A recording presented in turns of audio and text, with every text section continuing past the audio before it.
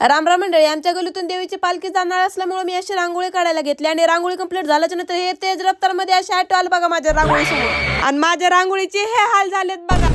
आणि कपडे चेंज करून यावं मला राखी चाकी रांगोळीच गायब.